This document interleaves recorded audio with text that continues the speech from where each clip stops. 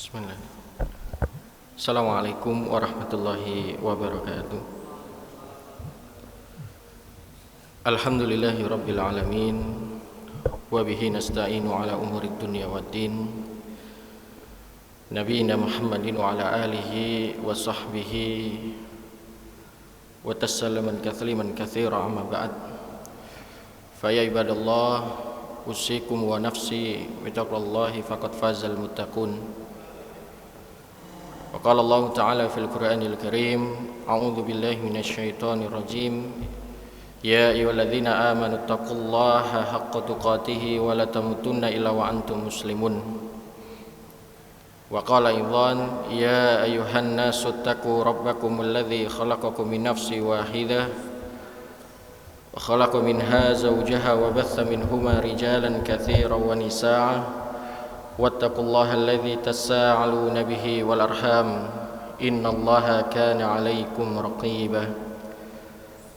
Amma ba'du, fa inna asdaqal hadits kitabullah wa khairul hadi hadi Muhammadin sallallahu ala alihi wa sahbihi wasallam wa syarrul umuri muhdatsatuha wa kullu muhdatsatin bid'ah wa kullu bid'atin dhalalah wa kullu dhalalatin finnar.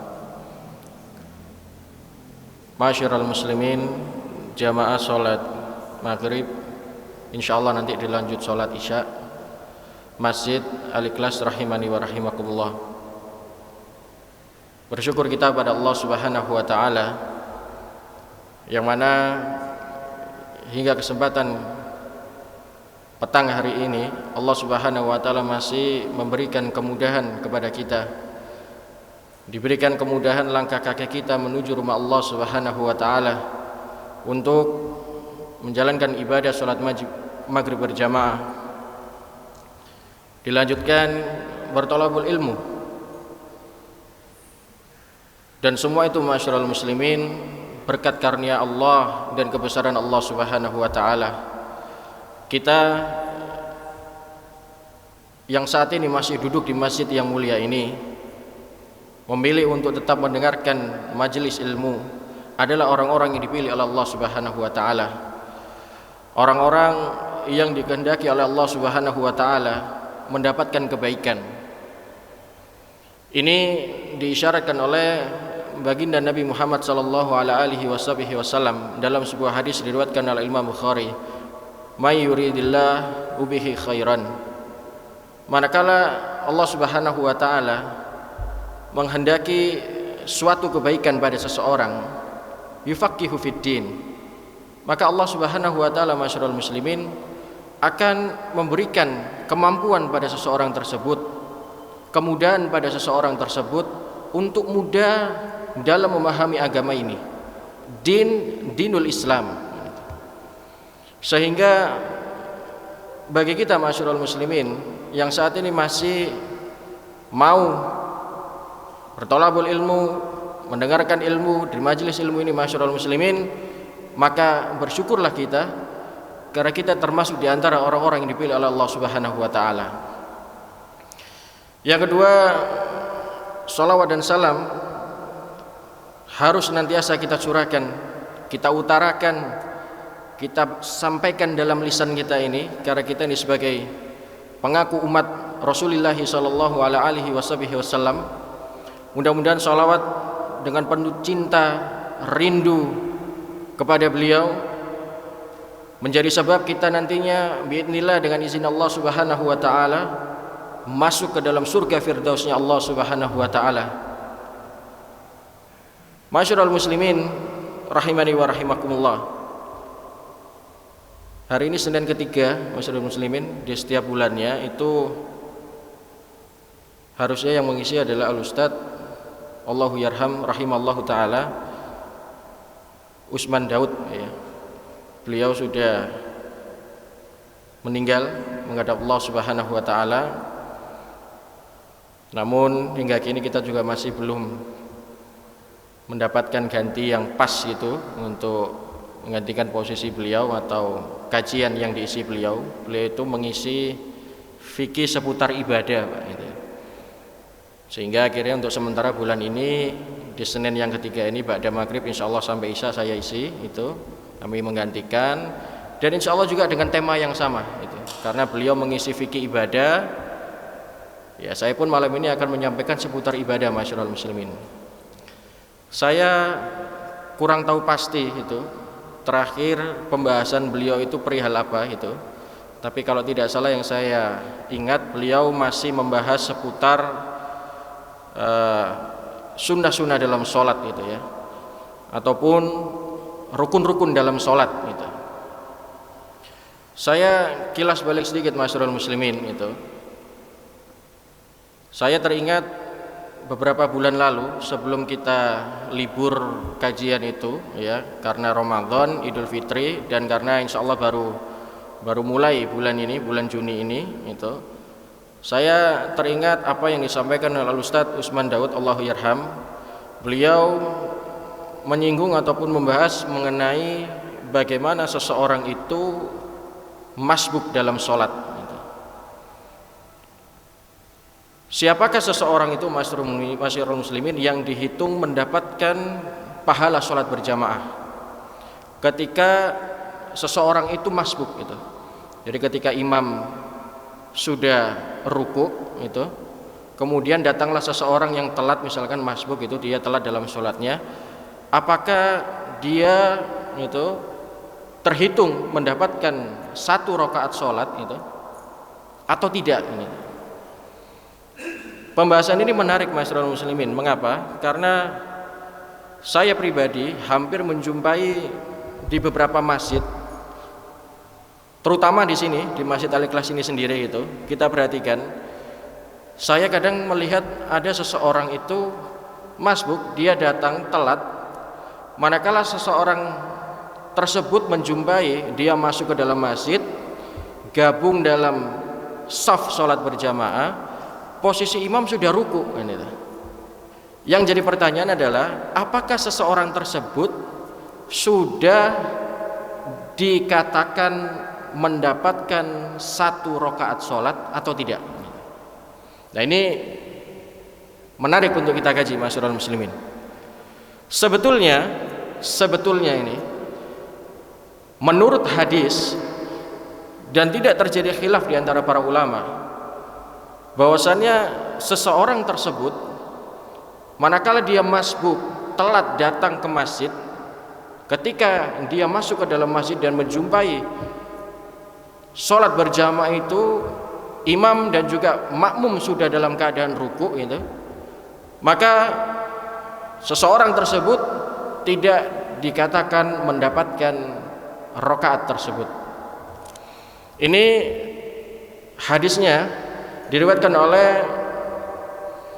Al-Imam Bukhari di dalam sahihnya beliau, bahwasanya Nabi sallallahu alaihi wasallam sabda, man adraka ra'ata min sholati faqad adraka shalah.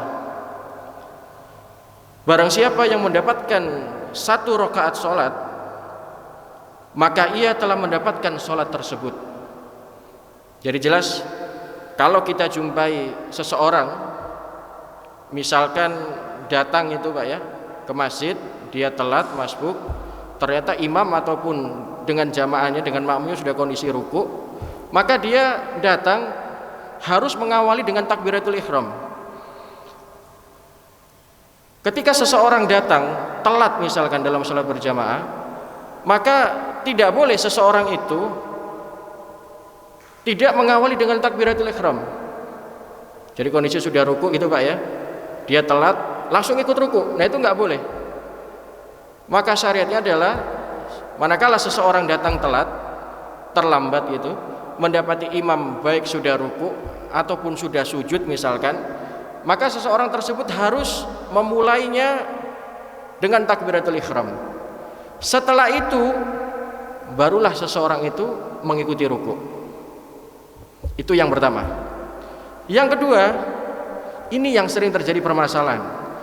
Banyak pendapat-pendapat ataupun perkataan-perkataan yang tidak bisa dipertanggungjawabkan manakala seseorang datang telat ketika sholat berjamaah masbuk gitu, imam dalam keadaan dia ruku, kemudian dia datang takbiratul ihram dan ikut bersama imam kemudian rukuk, maka dia sudah terhitung dalam satu pahala sholat atau dalam sholat berjamaah. Maka ini adalah pendapat yang keliru. Ini adalah pendapat yang keliru. Dan ini banyak sekali terjadi masyarakat muslimin. Saya perhatikan Pak, kalau di sini ada sholat itu, kadang saya masbuk itu, atau mungkin saya tidak masbuk tapi sebelah saya masbuk itu, telat gitu. Saya perhatikan dia datang ketika kita berjamaah sudah ruku gitu. Berarti kan sudah dia tertinggal. Berarti mau tidak mau dia mengikuti imam. Setelah imam salam dia harus menambah 1 rakaat gitu. Tapi yang terjadi dia tidak menambah 1 rakaat gitu. Nah ini yang harus kita luruskan ya, mungkin setelah sholat kita sampaikan kan gitu. Ini ada Pak terjadi. Dan bukan hanya di masjid ini, di masjid mana-mana seperti itu. Ada orang seperti itu. Maka kewajiban kita masyarakat muslimin ketika kita mengetahui seperti itu adalah kita bukan menegur ya, memberitahu itu. Karena kalau kita tahu saat ini tahu, oh ternyata terhitungnya 1 pahala dalam sholat berjamaah itu terhitungnya manakala seseorang tersebut mendapati imam sebelum ruku. Kemudian ada athar yang lain ataupun hadis yang lain bahwasanya kata Nabi sallallahu alaihi wasallam, "Idza fatatka ra'ata faqad fatatka sajadah." Ini lebih rinci lagi dan lebih tegas lagi masyarakat muslimin. Apabila engkau tertinggal ruku, maka engkau tidak dianggap mendapatkan 1 rakaat. Jelas Pak ya? Kalau kita datang ternyata imam sudah ruku bersama makmumnya, kemudian kita mengikuti imam karena kita tidak sempat mengikuti ketika imam sudah Allahu Akbar rukuk itu, maka kita sudah tidak terhitung mendapatkan 1 rakaat tersebut.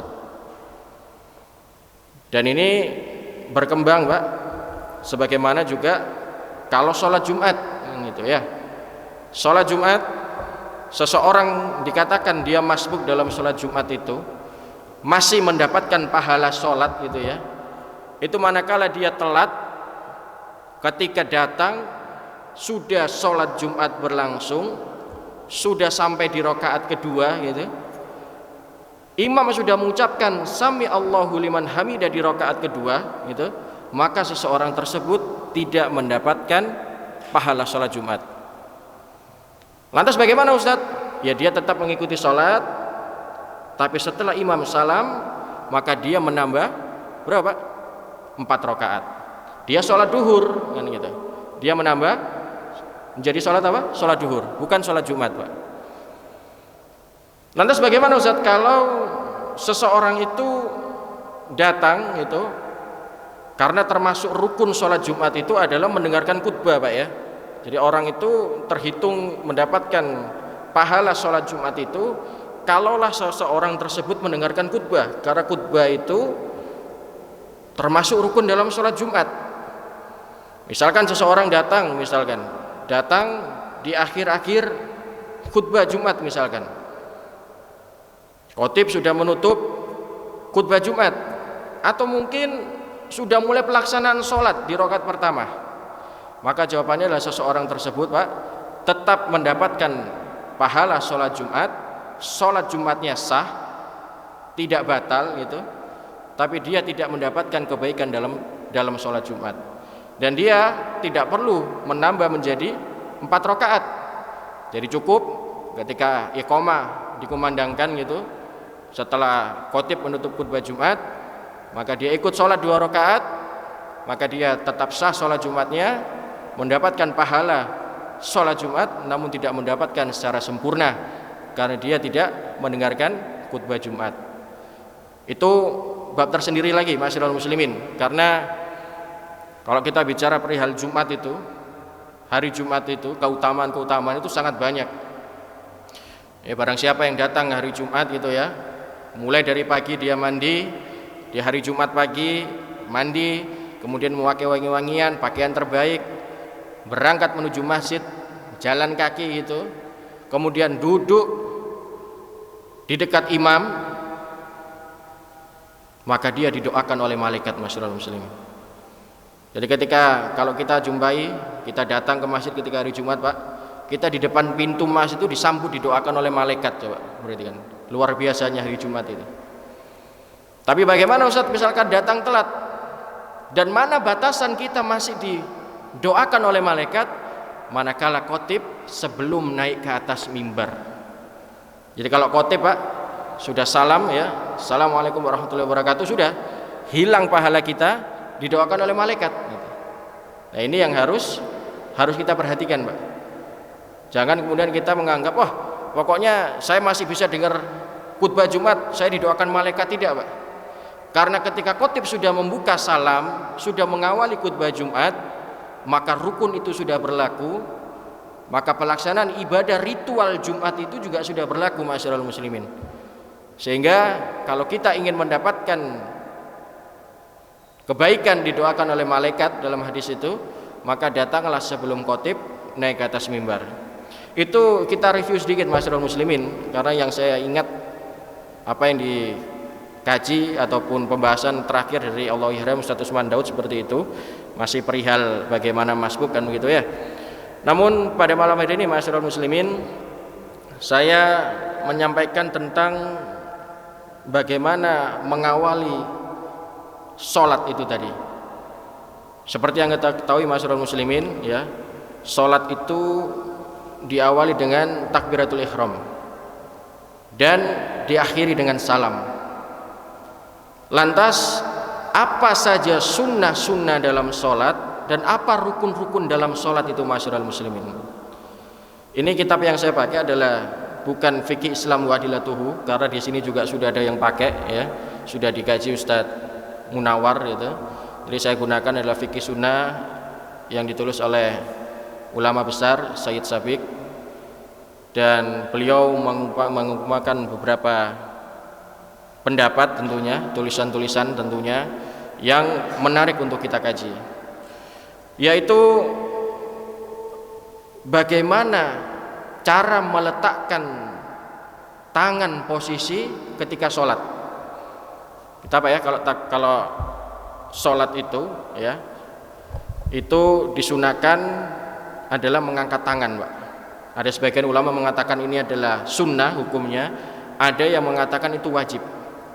Baru mengangkat tangan saja Allahu Akbar ini ada yang mengatakan sunnah, ada juga yang mengatakan wajib ini. Setelah mengangkat tangan, kita perhatikan Pak ya, ada yang orang sholatnya didekap seperti ini, setelah Allahu Akbar ini, ada juga yang tidak Pak. Jadi Allahu Akbar, dia kembali ke sebelah tangannya, sebelah ya kanan kirinya. Jadi dia tidak sendekap seperti ini. Ya ini yang insya Allah kita akan kaji pada malam hari ini masyarul muslimin. Sebetulnya sumber hukum atau sumber dalil dari permasalahan ini adalah sebuah hadis yang diriwayatkan oleh Al-Imam Daruqutni masyarul muslimin. Kata Nabi sallallahu alaihi wasallam, hadis ini secara marfu, inna ma'syarul anbiya umirna bi ta'jili fitrana wa takhiri sahurina wa wasai ainama ala syama'ili fis shalah. Kami para nabi, para rasul, para anbiya diperintahkan untuk menyegerakan berbuka puasa, mengerjakan sholat, dan kami pun meletakkan tangan kanan ini di atas tangan kiri ketika kami mengerjakan sholat. Ini satu sumber hukum masyarul muslimin. Jadi sumber hukumnya atau sumber dalilnya adalah kenapa sholat itu diperintahkan kita bersedekap ketika selesai takbiratul ihram Allahu Akbar. Memang ada sumber dalilnya Pak. Diperintahkan ketika sholat para nabi itu meletakkan tangan kanannya di atas tangan kirinya. Ini satu Pak ya, sumber hukum bagaimana seseorang kalau mengerjakan ibadah sholat itu adalah ketika takbiratul ihram meletakkan sendekapnya tangan ini, tangan kanan di atas tangan kirinya. Kemudian timbul pertanyaan kedua, di mana letak peletakan tangan ini setelah takbiratul ihram bersendekap kita Allahu Akbar seperti ini, di mana peletakan tangan ini, Pak? Kita perhatikan, Pak ya, kalau kita perhatikan orang-orang sholat itu, ada yang di sini, Pak ya?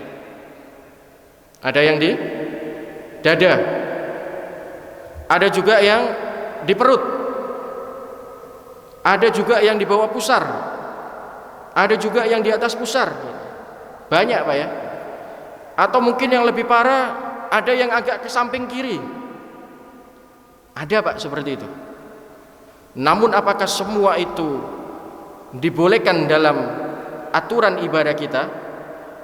Karena ibadah sholat, aturan mainnya adalah shollu kama ra'aitumuni usolli. Sholatlah kalian itu sebagaimana melihat aku sholat. Itu perintah Nabi, Pak. Jadi sholat ibadah yang sudah punya aturan main. Jangan mengada-ngada dalam ibadah sholat.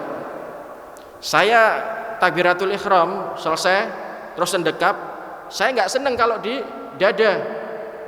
Saya letakkan aja di bawah perut misalkan, karena kemauan saya sendiri misalkan. Nggak boleh, Pak. Saya nyamannya saya sendekap itu pas di tengah-tengah perut misalkan, atau mungkin di bawah perut saya menahan lapar misalkan gitu. Nggak boleh, Pak. Karena sholat adalah sudah jelas aturan mainnya. Semua mengikuti petunjuk Nabi Shallallahu Alaihi Wasallam. Nah, ini yang akan kita kaji, ma'asyiral muslimin. Ada beberapa pendapat dari para ulama yang kita akui, Pak, ulama yang diakui ahlu sunnah. Imam Syafi'i, Imam Maliki, Hambali, Imam Abu Hanifah. Ini 4 imam generasi emas Islam yang masing-masing pendapatnya diakui oleh ahlu sunnah wal jamaah.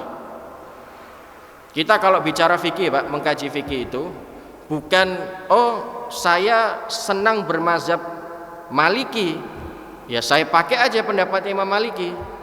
Saya senang pendapat Imam Syafi'i, saya pakai saja. Nah, itu nggak boleh.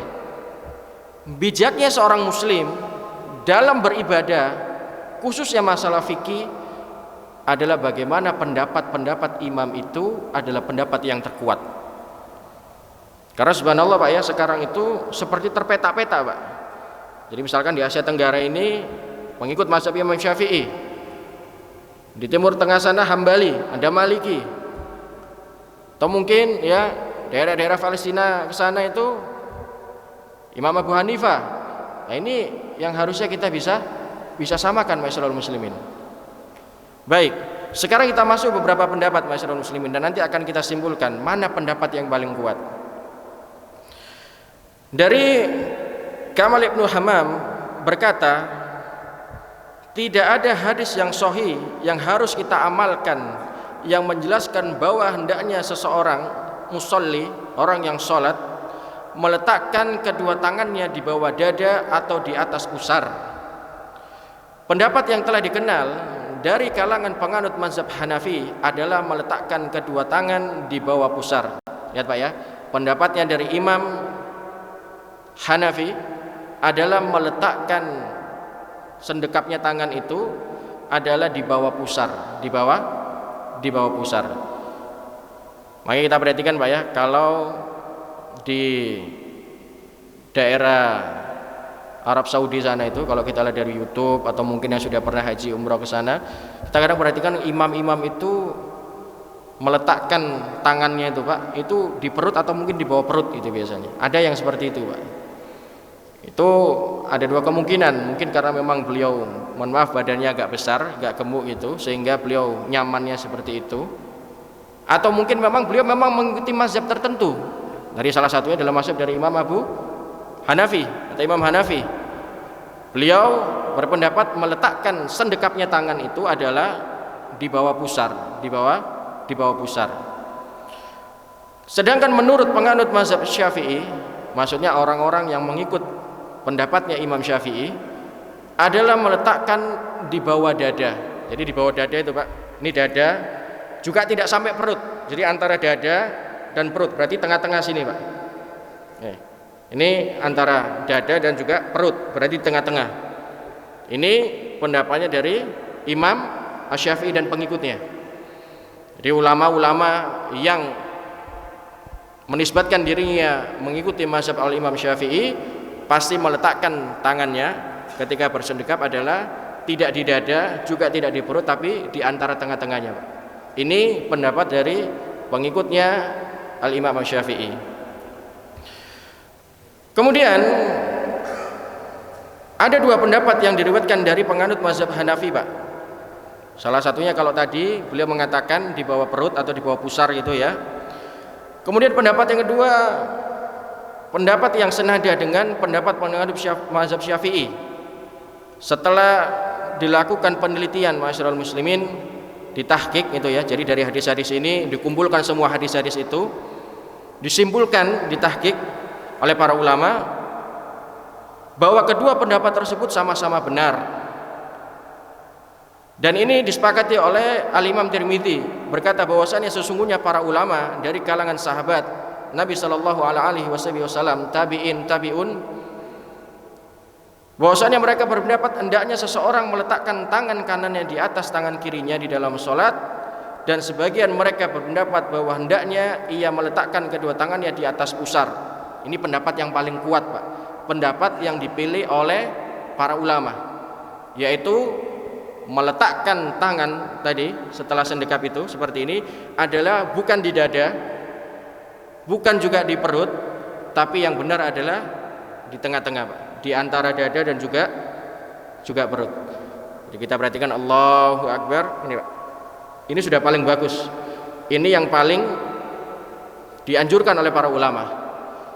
Lantas bagaimana Ustaz jika ada seseorang misalkan sholat meletakkan sendekap tangannya ini di bawah perut?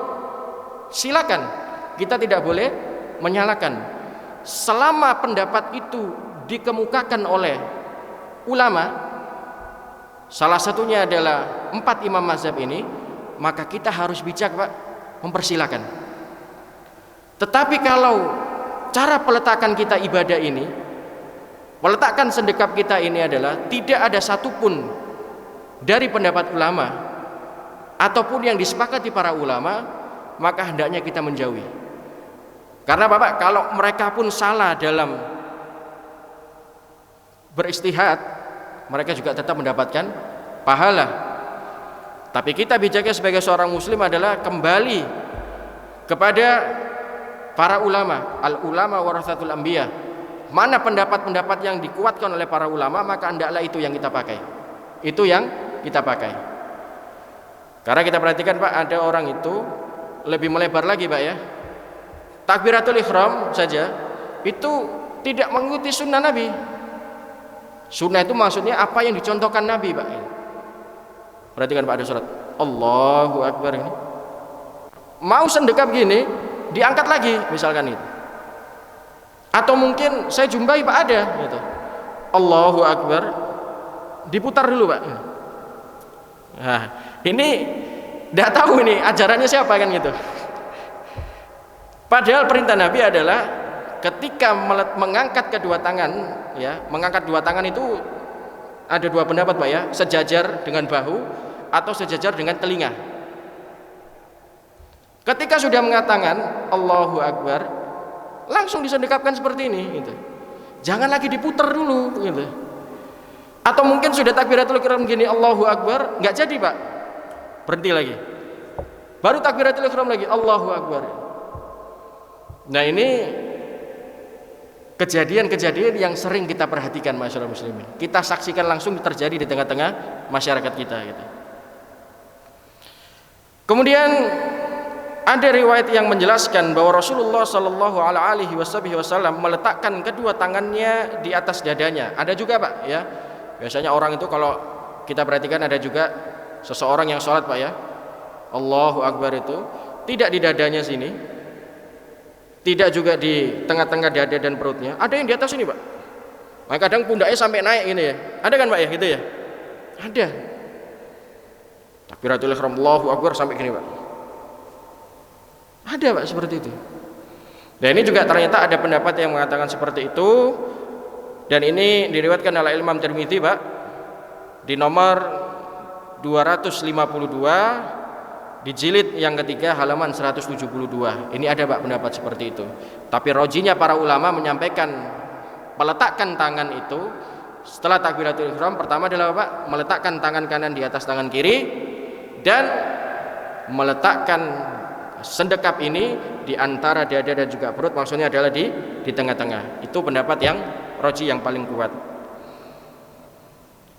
Kemudian kita lanjutkan masyarakat muslimin. Setelah tadi bagaimana seseorang meletakkan kedua tangan, sekarang kita masuk ke dalam hukum membaca doa iftitah Pak. Kita tahu Pak ya doa iftitah itu Pak ya. Doa iftitah itu adalah doa yang dibaca sebelum membaca suratul Fatihah. Jadi setelah ngangkat tangan Allahu Akbar ini ya, terus mendekap, kita disunahkan Pak. Hukumnya membaca doa iftitah adalah sunnah. Apa Pak? Sunnah. Kita tidak baca pun Pak, itu enggak jadi masalah. Apakah sholatnya batal? Tidak. Sholatnya sah? Ya. Apa pahalanya berkurang? Ya. Hukumnya sunnah Pak. Tapi kalau kita tinggalkan, kita kehilangan begitu banyak kebaikan. Nah, hukum doa iftitah ini masyarakat muslim adalah hukumnya adalah sunnah. Sunnah muakkad. Ada ulama mengatakan sunnah muakkad. Sunnah yang ditekankan. Kalau ditinggalkan tidak jadi masalah. Tapi kalau ditinggalkan eman-eman gitu. Karena doa-doa iftitah yang kita baca masyarakat muslimin adalah semuanya penggambaan kita kepada Allah Subhanahu wa taala dan permohonan ampun kita kepada Allah Subhanahu wa taala. Itu hukum doa iftitah. Nah, sekarang kita masuk masyarakat muslimin. Doa apa yang dibaca oleh Rasulullah sallallahu alaihi wasallam dalam doa iftitah itu, Pak? Karena kalau yang kita umumnya saja, Pak, kita belajar buku-buku tata cara sholat gitu atau kaifiyah sholat gitu dari kita kecil gitu Pak ya, yang dari dulu sampai sekarang itu Pak ya, bukunya yaitu itu aja kan itu. Allahumma ba'id baini wa baina khotoyaka wa innaka tawwabur dan banyak seterusnya, atau mungkin Allahu akbar kabira walhamdulillahi katsira dan seterusnya, atau ini wajahtu wajahi dan seterusnya. Kan itu Pak ya umum yang kita dengar. Ternyata doa-doa iftitah itu masyarakat muslimin begitu banyak yang pernah dibaca oleh Nabi sallallahu alaihi wasallam. Pertanyaannya, mana yang paling baik? Mana yang paling sahih hadisnya itu? Mana juga yang sering dibaca oleh Rasulullah sallallahu alaihi wasallam? Baik, kita masuk dalam doa iftitah yang pertama masyarakat muslimin. Apa yang kami sampaikan ini kita berlepas dari organisasi keagamaan tertentu. Semua merujuk kepada Quran dan Sunnah. Semua merujuk kepada dalil Sunnah Nabi Sallallahu Alaihi Wasallam. Jadi misalkan nanti hadis-hadis ini yang kami baca ini mungkin ada yang dipakai oleh golongan ataupun organisasi keagamaan tertentu, maka itu sah-sah saja, silakan saja, karena mereka semua kembali merujuk kepada Al-Quran dan juga hadis-hadis Nabi Sallallahu Alaihi Wasallam. Baik, yang pertama dari Abu Hurairah radhiyallahu anhu, apabila Rasulullah Sallallahu Alaihi Wasallam telah mengucapkan takbiratul ihram Allahu Akbar Pak dalam salatnya, beliau berdiam diri sebentar. Sebelum beliau membaca suratul Fatihah, aku bertanya, wahai Rasulullah, aku bertanya, engkau tadi itu berdiam sebentar sebelum mengucapkan Al-Fatihah atau membaca Al-Fatihah, apa yang engkau baca pada saat itu? Hadis ini Pak diriwayatkan oleh Abu Hurairah dalam kitab Bukharinya, Sahih Bukhari Pak ya, dalam kitab As-Shalah di bab ma yaqulu ba'da at-takbir. Apa yang diucapkan oleh Rasulullah sallallahu alaihi wasallam, Allahumma ba'idni wa baina khotoyaya kama ba'adta baina khotoyaya kama ba'adta bainal masyriqi wal maghrib, Allahumma naqni minal khotoyaya kama yunaqas thawbul abyadu minad danas, Allahumma ghsilni minal khotoyaya bima'i wa thalji wal wabarat. Ini doa iftitah Pak, salah satu yang sahih hadisnya. Hadis diriwayatkan oleh Imam Bukhari, dan hadis ini masyarakat muslimin juga menjadi pilihan lain ya kalau kita, karena umumnya selama ini apa Pak? Allahu akbar kabira walhamdulillahi katsira dan seterusnya, atau mungkin inni wajatu dan seterusnya gitu ya. Ini ada hadis yang lain Pak, dan ini juga yang dibaca oleh Rasulullah sallallahu alaihi wasallam manakala beliau membaca doa iftitah Pak, yang artinya adalah, ya Allah, jauhkanlah aku antara aku dan segala dosaku sebagaimana engkau menjauhkan antara timur dan barat gitu. Ya Allah, bersihkanlah diriku dari segala dosaku sebagaimana baju yang putih dibersihkan dari kotoran yang mengotorinya. Ya Allah, mandikanlah dari segala dosa-dosaku dengan salju, air dan juga embun. Lihat Pak, terjemahan hadis ini atau terjemahan doa ini semuanya memiliki permohonan ampun, istighfar, pohon ampun kepada Allah Subhanahu wa taala. Maka itu yang saya bilang, doa iftitah itu Pak tidak menjadi rukun salat. Karena yang menjadi rukun salat adalah surat Al-Fatihah. Wajib hukumnya kita membaca surat Al-Fatihah. Rasulullah SAW menyampaikan apa? La salata liman lam yaqrabu bi Fatihatil kitab. Tidak sah sholat seseorang itu kalau dia tidak membaca surat Al-Fatihah. Tapi kalau doa iftitah ini Pak adalah sunnah hukumnya. Kalau kita baca, kita mendapatkan beribu banyak kebaikan dan pengampunan dosa. Tapi kalau kita meninggalkan pun juga kehilangan begitu banyak keutamaannya. Maka kalau di antara kita masyarakat muslimin selama ini ada yang pakai doa ini, ya ini harusnya saya tampilkan gitu, cuman waktunya terbatas tadi Pak. Ada yang sering memakai doa ini, maka hadis ini atau doa yang dipakai selama ini adalah hadisnya sahih Pak. Kalau mau diteruskan silakan. Allahumma ba'id baini wa baina khotoyaya kama ba'adta bainal thawbul abyad minad danas dan seterusnya. Pernah Pak ya pakai doa itu? Boleh. Silakan. Karena apa yang dibaca Rasulullah sallallahu alaihi wasallam pada saat itu ketika ditanya oleh sahabat yang mulia Abu Hurairah, beliau menjawab, apa yang aku baca sebelum membaca suratul Fatihah adalah aku membaca ini tadi. Doa iftitah. Itu riwayat yang pertama, Pak. Kemudian kita masuk ke dalam riwayat yang kedua. Riwayat ini masalah muslimin dari menantu Nabi sallallahu alaihi wasallam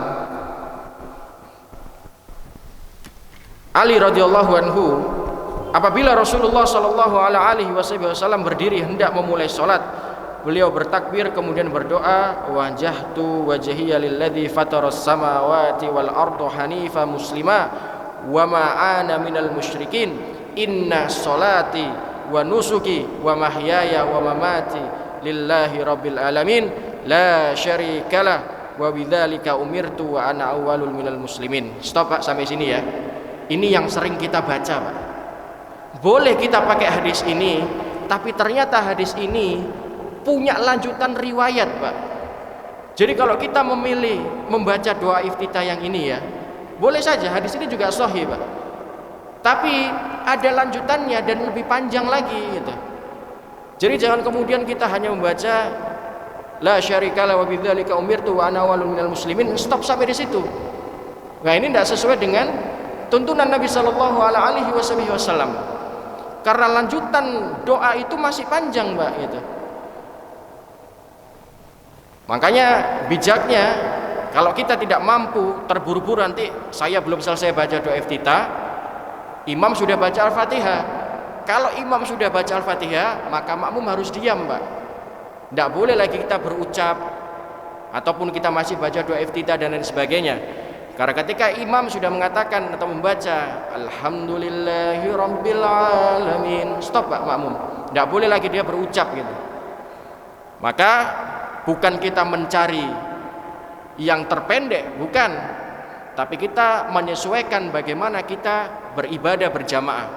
Mungkin kalau kita sholat sendiri misalkan Pak ya, sholat tahajud, sholat duha, boleh silakan pakai doa ini karena agak panjang kan gitu.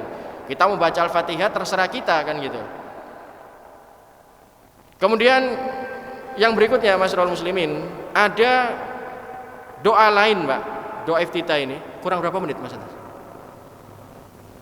menit lagi. Nggak apa-apa, nanti kita selesai azan langsung iqomah ya. Saya lanjutkan dulu sedikit. Setelah ini kita tanya jawab dulu sebentar. Ini hadis terakhir Pak ya, masih dalam bagaimana bacaan-bacaan doa iftitah itu yang dibaca oleh Nabi Shallallahu Alaihi Wasallam. Dan ini Pak, doa ini yang saya pakai, sering saya pakai, terutama kalau kita ibadah sholat tahajud atau sholat tarawih misalkan. Mohon maaf Pak, biasanya ada imam ketika sholat tarawih itu, ketika selesai dia mulai bangun sholat baru lagi, tidak mau baca doa iftitah Pak. Ya kita tidak menyalahkan, tapi kita kehilangan begitu banyak kebaikan. Karena biasa imam kalau sholat tahajud, sholat qiyamul lail itu atau sholat tarawih itu langsung Pak, Allahu Akbar, Alhamdulillahirabbil alamin, Arrahmanirrahim, langsung baca surat Al-Fatihah. Padahal ada doa iftitah Pak yang sayang untuk kita tinggalkan, dan doa ini sangat pendek sebetulnya. Lebih pendek dari tadi doa yang pertama, Allahumma ba'id baini dan seterusnya, atau doa Allahu Akbar kabira yang jauh lebih panjang gitu. Apa Pak doanya? Hadis ini dari sahabat yang mulia Pak, Amirul Mukminin pada saat itu Umar bin Khattab radhiyallahu anhu. Beliau mengatakan atau beliau berzikir setelah takbiratul ihram, subhanakallahumma wa bihamdika wa tabarakasmuka wa ta'ala jaduka wa la ilaha ghairuka. Pendek Pak ya, yang artinya maha suci engkau ya Allah, aku memujimu, maha suci asmamu dan maha tinggi kemuliaanmu, tiada Tuhan selain engkau. Athar ini Pak diriwayatkan oleh Abu Daud dan Al-Hakim bahwa seluruh perawinya thiqah. Thiqah itu dalam ilmu hadis terpercaya Pak. Sehingga hadis ini atau doa iftitah ini bisa dijadikan hujah kita dalam membaca doa iftitah. Kalau tadi kita mungkin bait-bait ini terlalu panjang, atau mungkin wa akbar kabira juga lebih panjang lagi, maka ini ada pilihannya. Ini pilihan yang bisa kita pilih, dan semua itu masyarul muslimin diperbolehkan. Ustadz, itu kan athar dari Umar bin Khattab. Tidakkah kita perhatikan perkataan Nabi Shallallahu Alaihi Wasallam, fa'alaikum bisunnati, ikuti sunnahku, wa sunnatul khulafaur rasyidin al mahdi, dan ikuti sunnah khulafaur rasyidin.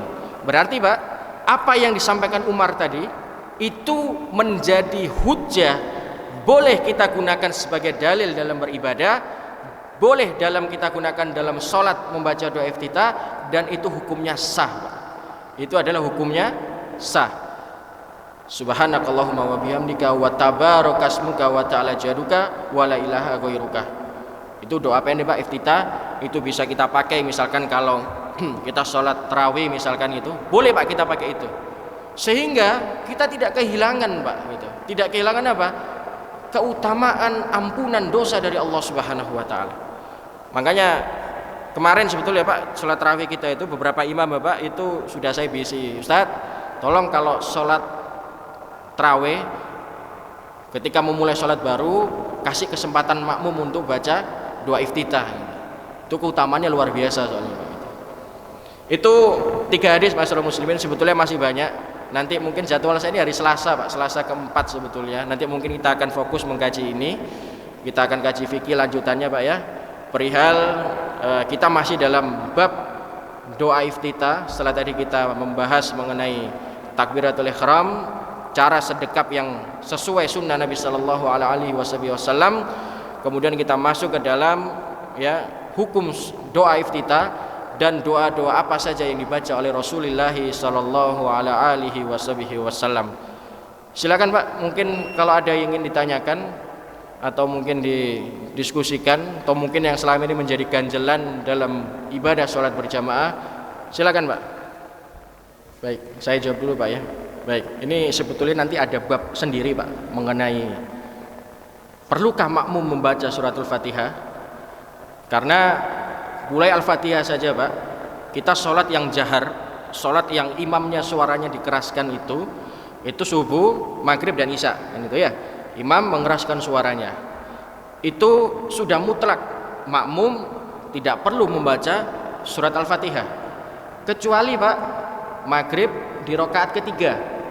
Tadi maghrib ya, rakaat ketiga suaranya imam bacanya sir Pak, tidak dikeraskan, maka makmum wajib hukumnya untuk membaca surat Al-Fatihah. Nanti kita sholat isya ini rakaat ketiga dan rakaat keempat, imam suaranya pelan, maksudnya baca Al-Fatihah tapi tidak dikeraskan, maka makmum wajib hukumnya adalah membaca Al-Fatihah. Itu untuk Al-Fatihah. Kemudian bagaimana hukum membaca surat lain setelah Al-Fatihah? Maka hukumnya adalah sunnah Pak. Sebetulnya kalau kita tidak membaca surat saja, tidak membaca surat selain Al-Fatihah, sholat kita tetap sah Pak. Misalkan Bapak sholat duhur misalkan, hanya membaca surat Al-Fatihah, apa sah Ustaz sholatnya? Sah Pak. Karena yang menjadi rukun dalam sholat adalah membaca surat Al-Fatihah. Surat tidak menjadi rukun dalam sholat. Tapi kalau kita tinggalkan, kita juga tidak sesuai sunnah Nabi Sallallahu Alaihi Wasallam. Karena Nabi Pak mensunahkan ketika beliau sholat di rakaat baik pertama, kedua, ketiga, keempat, beliau membaca surat di dalam Al-Quran selain surat Al-Fatihah. Itu yang pertama Pak ya.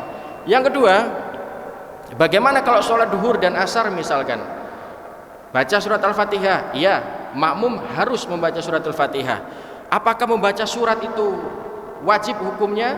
Maka jawabannya itu adalah sunnah, tidak wajib. Tapi kalau saya baca Ustadz, boleh nggak saya baca surat? Secara otomatis bertentangan dengan imam, maka hukumnya tidak apa-apa Pak. Itu tidak masalah. Itu tidak masalah. Atau mungkin Bapak pun hanya membaca Al-Fatihah saja, juga boleh. Karena bacaan imam itu adalah sir Pak, pelan, jadi tidak terdengar oleh makmum, sehingga kalau kita duhur asar itu di rakaat pertama, kedua, ketiga maupun ya rakaat pertama kedua Pak ya, kalau ketiga keempat itu kita hanya baca surat Al-Fatihah. Jadi rakaat misalkan kayak tadi maghrib Pak ya, rakaat ketiga kita hanya tuntunannya membaca surat Al-Fatihah, tidak membaca surat lagi. Begitu juga nanti maghrib isya, rakaat ketiga, rakaat keempat kita hanya membaca surat Al-Fatihah. Duhur asar, rakaat yang kita membaca Al-Quran hanya di rakaat satu dan kedua kalau kita mau baca. Tapi di rakaat ketiga dan keempat kita hanya wajib membaca Al-Fatihah. Saya rasa gitu Pak ya. Mungkin Bapaknya sebelahnya tadi mau tanya belakangnya di atas. Oh cukup. Yang lain mungkin ada lagi Bapak? Tutup ya, karena sudah waktunya lewat. Mudah-mudahan kita masih punya kesempatan masyarakat muslimin mengkaji ini lebih dalam lagi, karena seputar fikih itu sangat panjang Pak ya, perlu pembahasan rinci, belum lagi kita sampai di pendapat-pendapat ulama.